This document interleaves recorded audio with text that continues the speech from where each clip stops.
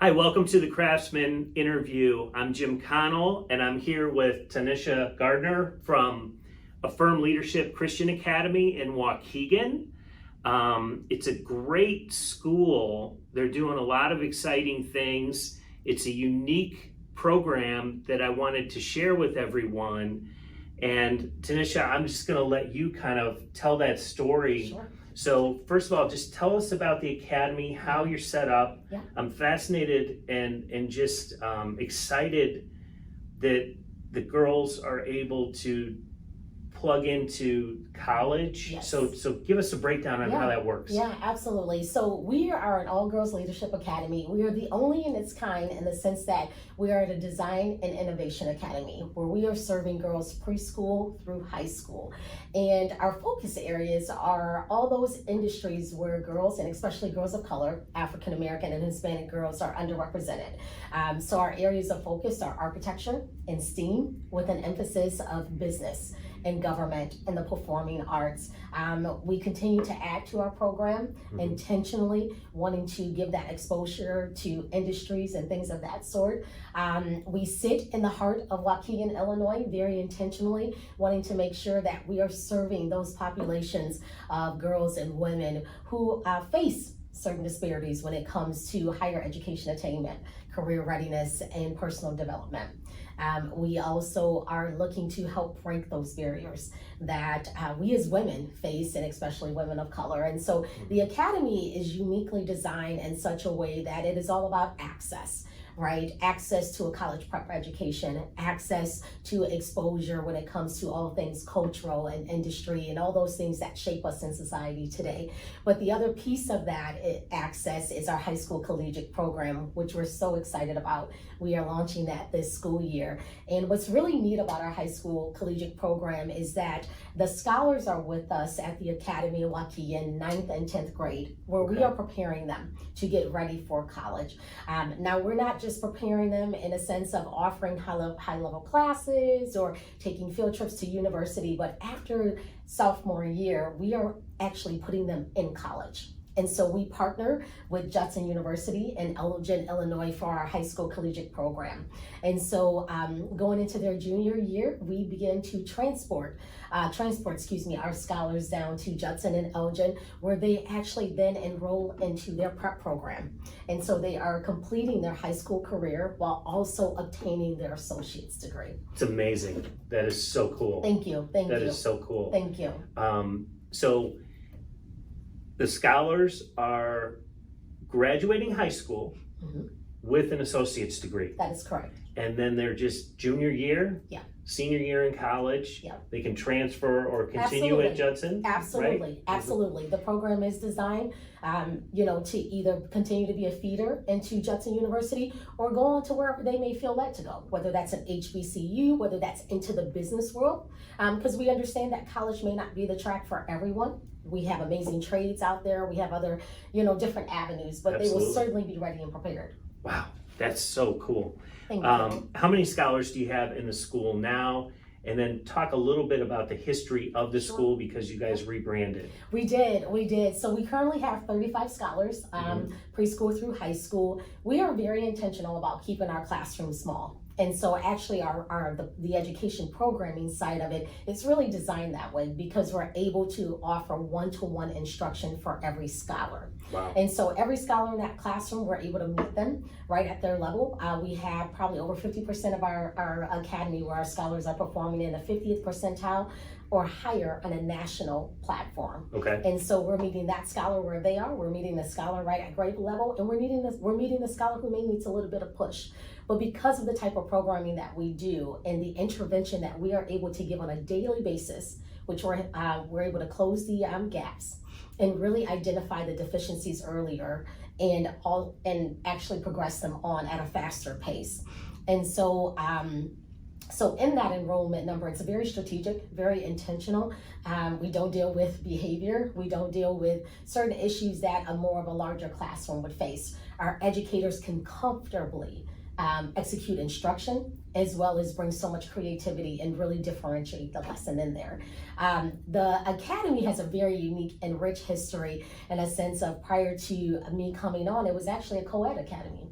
Okay. And so it has been in the Waukegan community, being a beacon of hope for 22 years. Wow. Founded by the amazing pastors and founders of Sign of the Dove Church. Mhm. And so really it has really been set on a good foundation of what their heart has been for children in the community. And I got a call one day and saying that they wanted to take the academy in a different direction, and blessed enough that they would find me fit to be able to do that. And so, and then, probably over the last 2 years here, most recently, I've had the opportunity to take on the academy and really take it in the new direction that it is today, but certainly credit the heart and the vision of them.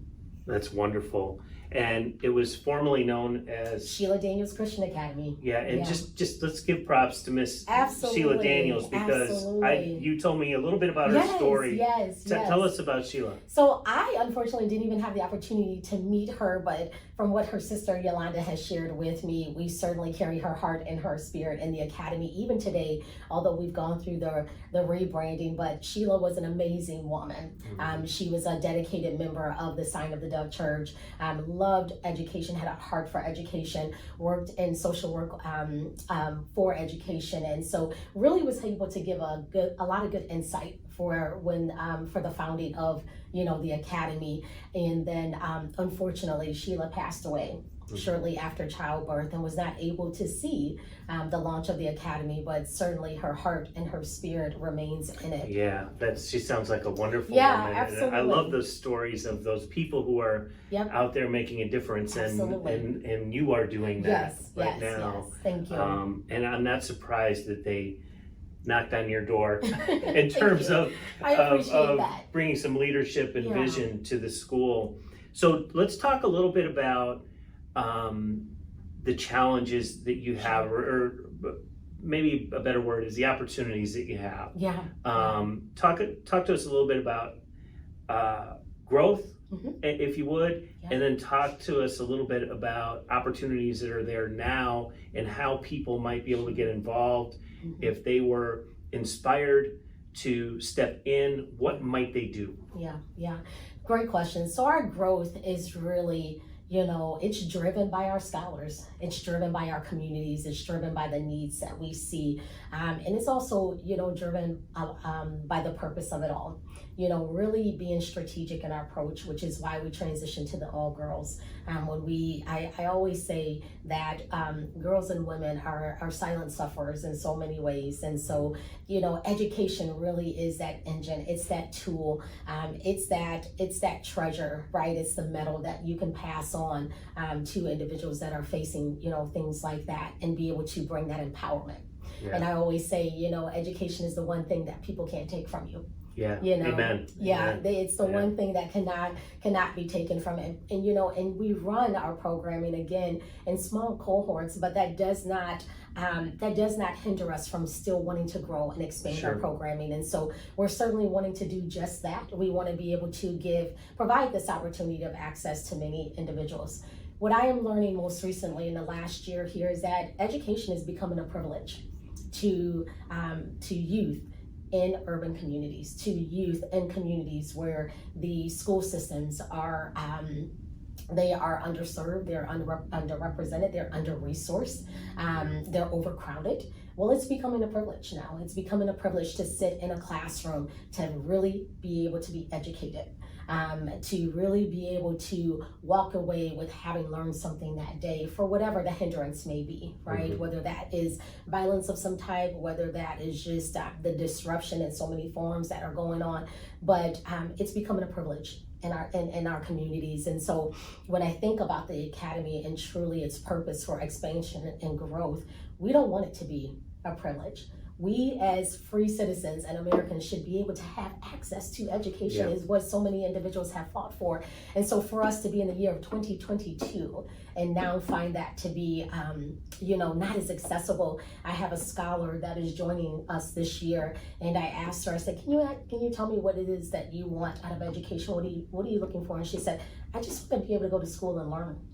She said, I just want to go to class, there not be a fight, the teacher actually teaches, and I just want to learn. I do desire to go to college. Yeah. Why are we hearing that? Yeah. Why is that the request of a child? and especially women who for years have fought so hard to even be able to obtain education. And so our goals for growth is to, currently we are not in our own facility. And so we are hoping to obtain our own, our own facility where we can expand and we can have multiple classrooms as well as campuses. Right now, we currently have a wait list for our early childhood program, which is amazing to us because that's the first in the years since I've led the academy. And so unfortunate that we're not able to provide those opportunities yet, but I think it's just really speaking to truly the impact that the academy is having. Yeah. We have, it's a good sign. It really is a good sign. It's a tough one, but it's a good sign. We're having to make those tough decisions, but we offer one of the most amazing early childhood programs. Our preschoolers, so we do preschool and kindergarten, our preschoolers last year mastered the kindergarten program. And so they were already performing ahead. And so this year we actually implemented early childhood. Okay. And so that's when we talk about the growth and the expansion. The growth is just happening in so many ways. It's happening in the performances of academically and our scholars personally as they're developing, and they're also knowing who they are and they're recognizing their God-given identities. And I think that in itself is so important, especially in today's world where there's so much confusions and questions on so many different things. But we're also seeing that growth and impact and desire in families who want this, who are saying that we had never thought about single-sex education. We have never thought even about private education because that seems so far of a reach for us. But we want this. We want our daughter to be a part of this. We want the safe environment. We want the environment that's going to empower and encourage her in that. And so when individuals ask how to be involved, there's so many opportunities to be involved, to continue to contribute to the growth. We have so many volunteer opportunities. Individuals, we are always looking for individuals with certain specialties that come with certain things, architect, to be a part of our design and our graphic design program, things of that sort.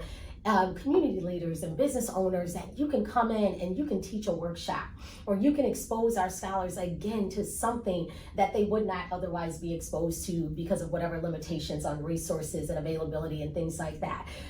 Something as simple as gardening.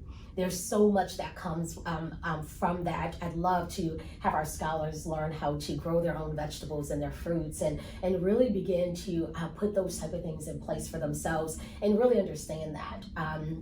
In many of the urban communities who face so many challenges, we see things of high obesity rates and high asthma rates and allergies and things of that sort. But it all comes from the lack of nutrition, which ultimately comes from the lack of knowledge in those areas. And so we also have a resale shop, which is a part of our career readiness program. Okay. Our scholars go out and they do intern hours, as well as it's part of our work study program.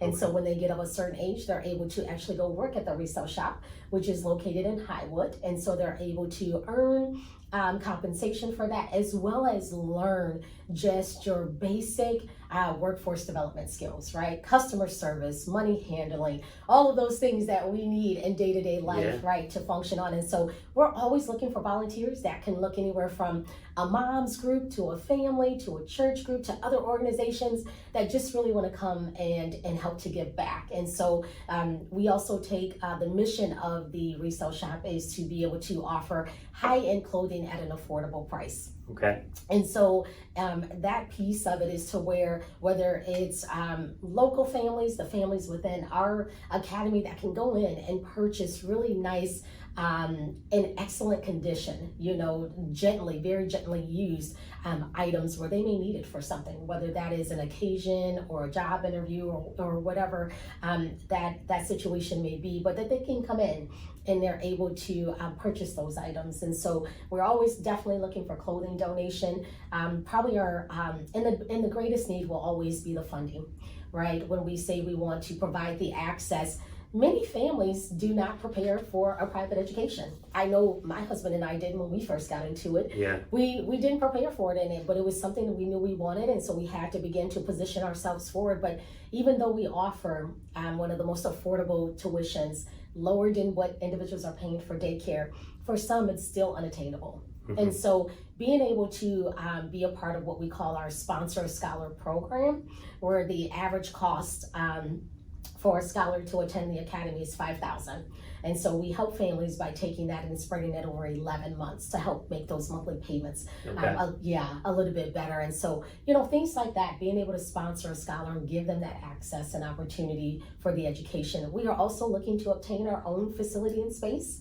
And so we're looking for individuals to partner with us, whether it's having knowledge of a space, being able to connect us, put us in the right directions, as well as if they're wanting to get behind that as a funding project as well. That's great. And on the note of funding, yes, you have a golf fundraiser coming up, and it's going to be held at Thunderhawk Golf Club on the 12th of September, which is a Monday. It is. And people can buy tickets on your website. They can. Directly on your website. Yep. And tell me a little bit about the golf outing. Yeah, so we are super excited about the golf outing. It's an awesome course, by yes, the way. it is. It's very beautiful. Yeah. And believe it or not, the academy is like maybe 3 minutes down the street from it. And so I just like the fact that we can also keep it in the city of Waukegan to be able to do that. But we're calling it Golf and Give because all of the proceeds, just like with the resale shop, will come to the academy. And that will help to provide scholarship support and help to cover the cost of overhead and things like that. We have some of the most amazing staff. They're certified, they're highly educated, and they're amazing, and they help to impact our scholars' lives. And so the Golf and Give will help to serve so many purposes. Our scholars will be there on that day, and so you'll have the opportunity to meet them and to hear from them. And I'll tell you, when you talk to a scholar and you have that interaction with them, that's when it happens. Yeah. You'll know exactly why it is I get up every day and do what I do and love what I do, and it's never worked to me. It's amazing. You're also very plugged into the community. Mm-hmm. Can you just tell me a little bit about what else you do in the community? Because we were talking earlier about different nonprofits and things like that. And you're really plugged in. I have so much respect for.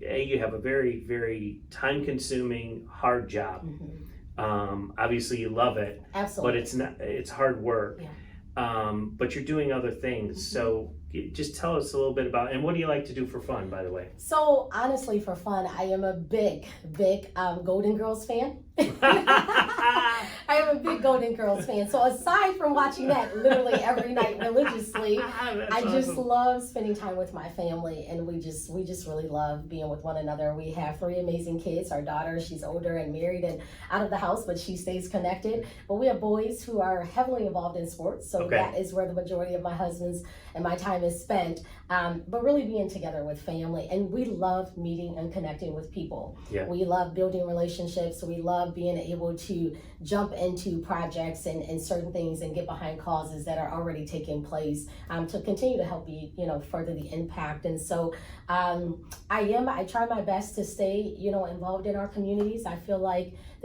I carry a personal obligation that if you have a platform or if you have any ability where you can give back, you need to do that. You need to do that. My childhood started off in North Chicago. I started growing up in North Chicago and stayed there till about 3rd grade, and then we transitioned and moved over to Gurnee. But I always had family in North Chicago. Whether I always stay connected, whether I had a job in North Chicago, was a part of a community event or some community project in that sense of things.